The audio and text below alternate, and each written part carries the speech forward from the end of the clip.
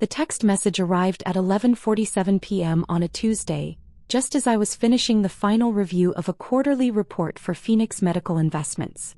My phone buzzed against the mahogany desk in my corner office, the city lights twinkling through the floor-to-ceiling windows of my Manhattan penthouse. Emergency family meeting tomorrow 8 a.m. Mom's surgery is scheduled for Thursday. We need to raise $80,000 for the procedure. Obviously you're too poor to contribute anything meaningful, so don't worry about it. Just wanted to keep you informed. Derek. I stared at the message for a long moment, feeling the familiar sting of my older brother's casual cruelty. Derek had perfected the art of dismissing me while pretending to be considerate, a skill he'd developed over the past decade as I'd quietly built my medical investment empire. To my family, I was still Sophie, the youngest Rodriguez sibling who'd wasted her medical school acceptance to pursue some mysterious business venture they didn't understand. While Derek had become a successful cardiac surgeon and our sister Maria had built a thriving dental practice, I had apparently accomplished nothing worthy of their respect or financial expectations. If only they knew that the mysterious business venture had grown into a $3.8 billion medical technology and investment company that owned stakes in hospitals across 3 countries, including the very facility where my mother's surgery was scheduled. I typed back a simple response: "You're right, I can't help. Good luck with the fundraising." Derek's reply came immediately: "Figured as much. At least Maria and I can handle adult responsibilities." I set my phone aside and walked to the window, looking out at the city where my mother would undergo surgery in less than 36 hours. What Derek didn't know was that I'd been monitoring Mom's condition for months through my medical connections. When her cardiologist, Dr. Harrison, had mentioned the need for an experimental procedure not covered by insurance, I'd quietly arranged for Phoenix Medical to cover the entire cost. The $80,000 Derek was scrambling to raise had been sitting in a designated account at Metropolitan Heart Institute for 3 weeks. But I hadn't told my family because I'd learned years ago that my gestures of help were either dismissed as insignificant or resented as showing off. Better to work behind the scenes and let them believe whatever they needed to believe about my capabilities. My phone rang, interrupting my thoughts. The caller ID showed Dr. Harrison's personal number. "Dr. Harrison, it's late. Is everything okay? Sophie, I hope I'm not calling at a bad time. I wanted to update you on your mother's situation." "Of course. How is she?" "Physically, she's stable and ready for tomorrow's procedure. But I'm concerned about something else. Her sons contacted me today asking about payment plans and expressing significant stress about the cost. I told them the procedure was already fully funded by an anonymous benefactor, but they seemed confused and insisted on knowing more details." I sighed. "What did you tell them?" "Nothing, of course. Patient confidentiality and donor privacy are paramount. But Sophie, they're clearly struggling with this financially and emotionally. Your brother Derek mentioned liquidating his retirement fund." "I'll handle it," I assured him. "Just focus on giving Mom the best possible care." "Always. The procedure is scheduled for 10 a.m. Everything will go perfectly." After ending the call, I sat in my home office, contemplating the familiar family dynamics that had shaped the past 10 years of my life. When I'd turned down medical school to start Phoenix Medical, my family had been devastated. They saw it as throwing away a guaranteed successful career for an uncertain business venture. What they didn't understand was that I'd seen an opportunity to revolutionize medical technology investment and patient care on a scale that individual practice never could. While they'd built successful careers helping patients one at a time, I'd built an empire that could fund breakthrough research, improve hospital systems, and make life-saving treatments accessible to thousands. But explaining that to a family that measured success in traditional metrics felt impossible, especially when they'd already decided I was the family disappointment. The next morning, I arrived at Phoenix Medical's headquarters at 6 a.m. to handle some urgent international calls before the family meeting. My assistant, Jennifer, had coffee ready and a stack of documents requiring my signature.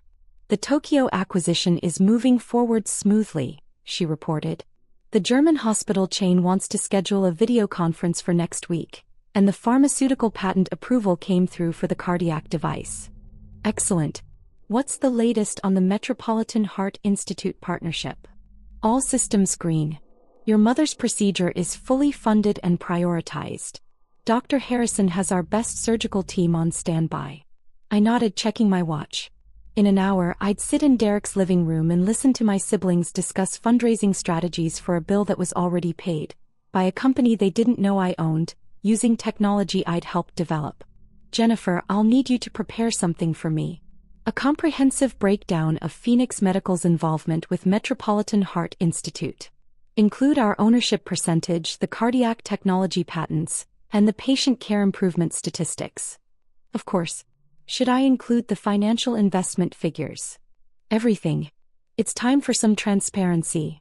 At 7:45 a.m., I pulled into Derek's driveway in my modest Honda Civic.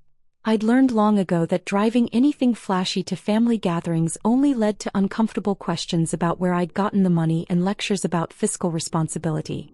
Derek answered the door in his scrubs, clearly heading to the hospital after our meeting. His expression was tense with stress and barely concealed frustration. Sophie, thanks for coming. Maria's already here. We need to figure this out quickly. I followed him into the living room where Maria was sitting at the dining table with her laptop open, clearly working on spreadsheets and calculations. Sophie, she greeted me warmly, though I could see the exhaustion in her eyes. Derek told you about the situation? He did. How's Mom handling everything? She's scared, Derek said bluntly. The procedure is experimental, but it's her best chance. Without it, the cardiomyopathy will continue progressing. And insurance won't cover any of it? Zero coverage for experimental procedures, Maria confirmed. We've been working all night on a financial plan. Derek's going to liquidate his retirement account, I'm taking a second mortgage on my practice, and we're setting up a GoFundMe. I watched my siblings' faces, seeing the stress and determination as they prepared to sacrifice their financial security for our mother's health. Despite their treatment of me over the years, I felt a surge of pride at their willingness to do whatever it took. We estimate we can raise about $60,000 between us, Derek continued. We're hoping the hospital will accept a payment plan for the remaining $20,000. What about Dad? I asked. You know Dad's pension barely covers his basic expenses, Maria replied. We can't ask him to contribute. Derek looked at me with an expression that was half hopeful, half resigned. Sophie, I know your business. Whatever it is, probably doesn't generate much income yet. We're not expecting you to contribute financially. The dismissal stung even though I'd expected it. I appreciate you letting me know what's happening. Of course. Your family, even if you can't help with the money. Maria shot Derek a warning look. What Derek means is that we understand everyone's in different financial situations. No, it's fine, I said. Derek's right. I can't help with the money. It wasn't technically a lie. The money had already been provided months ago.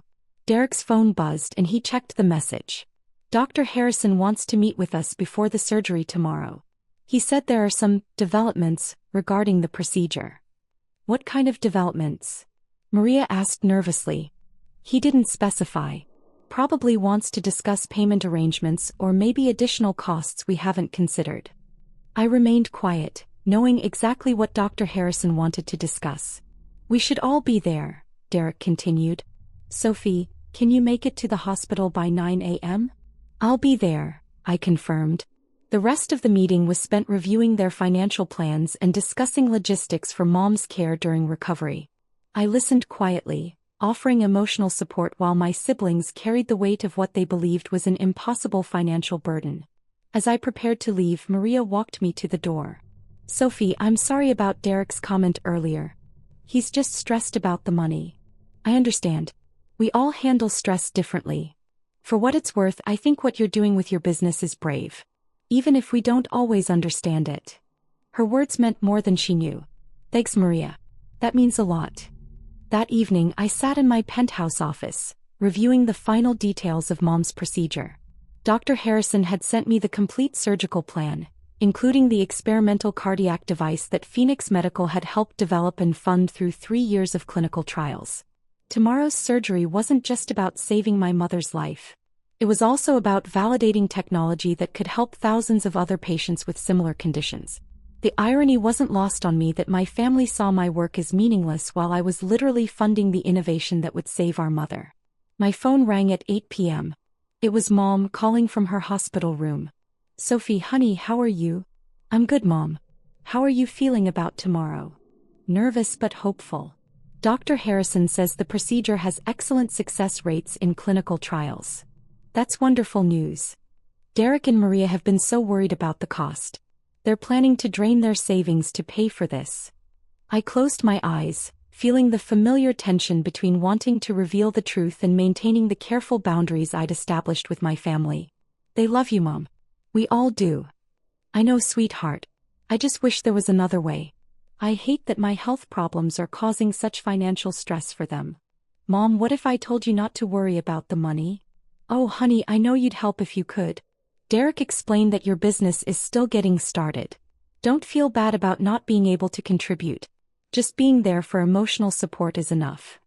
Derek had explained my situation to Mom without ever asking me about it. The assumption that I was struggling financially had become family canon, repeated so often that it was now treated as established fact. I love you, Mom. Get some rest tonight. Everything's going to be fine tomorrow. I love you too, sweetheart. See you in the morning. After hanging up, I made one final call to Dr. Harrison. Sophie, I was hoping you'd call. Everything's set for tomorrow. The surgical team is briefed, the equipment is calibrated, and the experimental device is ready for implantation. And my family still doesn't know about the payment? Correct. Though I suspect tomorrow's pre-surgical meeting will provide some clarity. Dr. Harrison, when you speak with them tomorrow, I want you to be completely transparent about the procedure, the technology, and the funding source. It's time they knew the truth. Are you sure? This will obviously reveal your involvement. I'm sure. They deserve to know. The next morning, I arrived at Metropolitan Heart Institute at 8:45 a.m. The hospital was a gleaming example of modern medical architecture, and I felt a quiet pride knowing that Phoenix Medical's investment had funded the new cardiac wing where Mom's surgery would take place. Derek and Maria were already in the waiting room, both looking exhausted from sleepless nights spent worrying about money instead of focusing on Mom's health. Sophie, you're here, Maria said, standing to hug me. Dr. Harrison wants to meet with us in his office before we see Mom. Any idea what this is about? Derek asked, his stress evident. Let's find out, I replied. Dr. Harrison's office was impressive. Medical degrees and awards covering the walls, shelves lined with medical journals and research publications. He greeted us warmly and gestured for us to sit around his conference table. Thank you all for coming early. I wanted to discuss a few important matters before Mrs. Rodriguez's procedure. Derek leaned forward. Doctor, if this is about payment arrangements, we have a plan. It might take us a few months to gather the full amount, but... Actually, Mr. Rodriguez, that's not necessary. The procedure has been fully funded. What do you mean? Maria asked.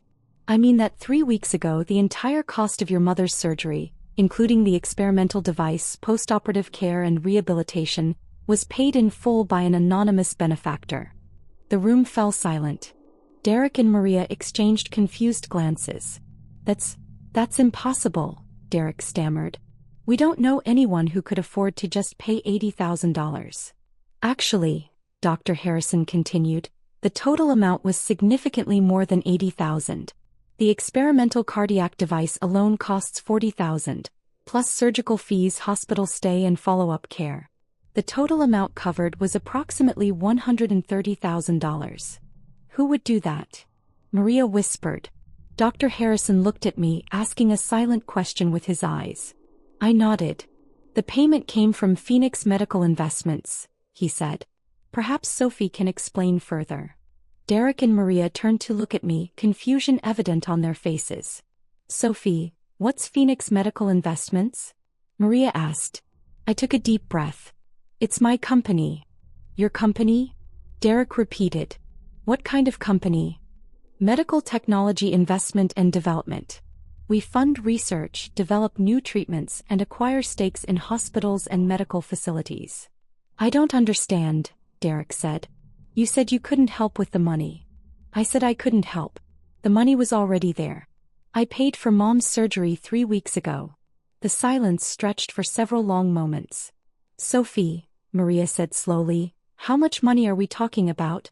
How big is this company? Dr. Harrison cleared his throat. Perhaps I should mention that Phoenix Medical is one of our largest investors. They own approximately 30% of Metropolitan Heart Institute. Derek's face went white. 30%? Sophie, that's a lot of money, I confirmed. Phoenix Medical manages about $3.8 billion in medical investments worldwide. Billion. Maria's voice was barely audible. With AB. With AB. Derek slumped back in his chair. I don't understand. If you have that kind of money, why didn't you tell us? Why did you let us stress about fundraising when you'd already paid for everything? Because every time I've tried to help in the past, you've either dismissed it as insignificant or accused me of showing off. It was easier to help quietly. Sophie, Dr. Harrison interjected, there's something else your family should know. The experimental cardiac device your mother will receive today? Phoenix Medical funded its development through 3 years of clinical trials. Without your sister's investment, this life-saving technology wouldn't exist. Maria started crying. Sophie, we've been so wrong about everything. There's more, I continued. Derek, remember when you had that malpractice lawsuit 3 years ago? The legal fees that mysteriously got paid by your insurance company? That was Phoenix Medical's legal division. Derek stared at me in shock. And Maria, when your dental practice needed that equipment loan with the surprisingly low interest rate? That was Phoenix Medical's financing arm. You've been helping us all along, Maria whispered. I've been helping because you're my family. But I got tired of being treated like a charity case by people who were actually living on my charity. Dr. Harrison stood up. I'll give you all a few minutes to process this. Mrs. Rodriguez's surgery begins in an hour, and I want everyone focused on supporting her recovery. After he left, the three of us sat in silence. Finally, Derek spoke. Sophie, I owe you an apology. We all do. The things I've said, the assumptions I've made. Derek, you don't need to. Yes, I do. Last night I texted you that you were too poor to help anyway. You'd already paid for everything, and I was insulting you while you were saving our mother's life. And funding the technology that will save her, Maria added. Sophie, you haven't just built a business. You've built something that helps people. I felt tears starting to form. That was always the goal. When I turned down medical school, everyone thought I was throwing away my chance to help people. But this way I can help thousands of people instead of dozens. Derek stood up and walked around the table to hug me. I'm so sorry, Sophie. You've accomplished something incredible, and instead of being proud, we've been dismissive and cruel. We're family, I said. That's what family does. We take care of each other, even when we don't understand each other. Maria joined our hug. Can you forgive us for being such idiots? Already forgiven. But things need to change. No more assumptions about my life, no more dismissing my choices, and definitely no more texts about how poor I am. Derek laughed through his tears. Deal. Though I have to ask, if you own part of this hospital, why didn't you just tell Dr. Harrison to comp the surgery? Because that's not how ethical business works. The surgery needed to be funded properly, through appropriate channels with proper documentation. Plus, the research data from Mom's procedure will help improve the device for future patients. So Mom's surgery is also contributing to medical research? Maria asked. Every procedure using experimental devices contributes to the database that helps refine the technology. Mom's recovery will literally help save other lives. An hour later, we sat in the surgical waiting room as Mom underwent her procedure. The conversation had shifted entirely from financial stress to hopeful anticipation, and for the first time in years, I felt genuinely connected to my siblings. Sophie, Derek said during a quiet moment, I need to ask about something. You mentioned that Phoenix Medical owns 30% of this hospital. Does that mean you're basically my boss? I laughed. Only if you want me to be. Our investment is passive. We provide funding and technology, but we don't interfere with medical decisions or personnel. Good, because having my little sister as my boss would be weird. Derek, I'm 34 years old. When are you going to stop calling me your little sister? Never. Though I might start calling you my little sister who could buy and sell this entire hospital. Maria looked up from her magazine. Speaking of which, can you explain how you went from turning down medical school to owning a multi-billion-dollar company? That's quite a leap. It started with my senior year research project on medical technology patents. I realized there was a huge gap between innovative research and practical implementation. Good ideas were dying in labs because there was no funding structure to bring them to market. So you created one? I started small. Used my college savings to buy a stake in a promising medical device patent. When that device got FDA approval and went to market, the return was substantial enough to fund the next investment. And you just kept building from there? For 10 years, yes. Each successful investment funded larger projects, bigger acquisitions, more comprehensive research initiatives. Derek shook his head in amazement.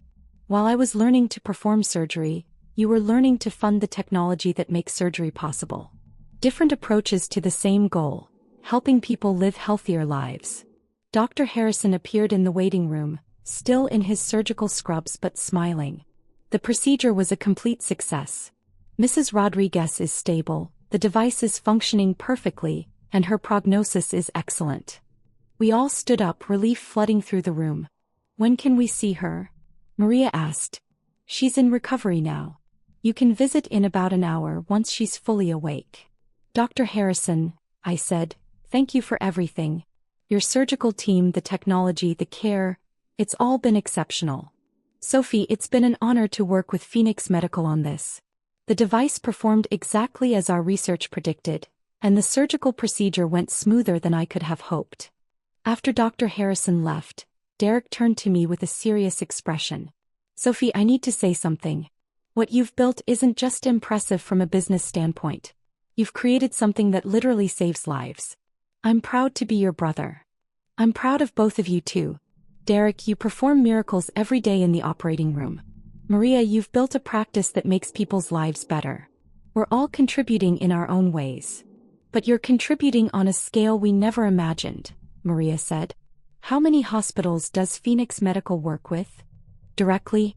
About 47 across North America and Europe. Indirectly, through technology licensing and research partnerships, probably closer to 200. That's incredible. My phone buzzed with a text from Jennifer. Tokyo acquisition completed successfully. German partnership signed. Patent approval for the new cardiac monitoring system received. Congratulations on your mother's successful surgery. I smiled and put my phone away. The business can wait. Today is about family. When we finally got to see Mom in recovery, she was awake and alert, though still groggy from anesthesia. Her face lit up when she saw us. How do you feel, Mom? I asked, taking her hand. Like I have a new heart, she said softly. Dr. Harrison said the device is working perfectly. It is, Derek confirmed, checking her monitors with professional expertise. Your cardiac output is already improved. Mom, Maria said, there's something we need to tell you about how this surgery was paid for. Over the next few minutes, we explained everything to Mom. My company, the payment, the technology development, and our family's long history of misunderstanding my career. Mom listened with increasing amazement, occasionally squeezing my hand. Sophie, honey, you saved my life, she said finally. The surgical team saved your life. I just provided the funding and technology. Don't minimize what you've done, Derek interjected. Without Phoenix Medical, this surgery wouldn't have been possible. Mom looked at each of us. I want to understand something. Sophie, when did you pay for this surgery? 3 weeks ago, as soon as Dr. Harrison mentioned the procedure. And Derek, when did you first tell Sophie about needing money? Derek looked sheepish. Last night. So Sophie paid for my surgery before any of us even knew we needed help? That's right, I confirmed. Mom started crying. My daughter has been taking care of our entire family, and we've been treating her like she needed our help. Mom, family takes care of family. That's just what we do. But we haven't been taking care of you, she said. We've been dismissing you and underestimating you for years. That's changing, Derek said firmly. Starting now. 3 days later, Mom was discharged with a perfect prognosis and instructions for a simple recovery routine. The experimental cardiac device was functioning flawlessly, and Dr. Harrison was already discussing publishing the surgical results in major medical journals. As we gathered for a family dinner at Mom's house, the first time in years that we'd all been together without underlying tension, Derek raised his glass for a toast. To Sophie, who built an empire while we thought she was struggling, who saved our mother while we thought she couldn't help, and who forgave us for being blind to her incredible achievements. To family, I replied. To understanding each other better and supporting each other's dreams, even when we don't immediately understand them. To second chances, Maria added. And to the technology that's going to give Mom many more years with us. To my brilliant children, Mom concluded, all of whom have found ways to heal the world. As we clinked glasses, I felt something I hadn't experienced in a decade. The satisfaction of being truly seen and valued by my family. The empire I'd built was impressive, but the relationships I was rebuilding were priceless. My phone buzzed with a message from Dr. Harrison. Sophie, preliminary results from your mother's surgery are exceeding all expectations. The device is performing flawlessly, and we'd like to discuss expanding the clinical trial program. Your mother's procedure may have just opened the door to helping thousands more patients. I smiled and put my phone away without reading the message to my family. There would be time for business later. Tonight was for celebrating the most important investment I'd ever made, the one in my family's health and our relationships with each other. Sometimes the best returns aren't measured in dollars.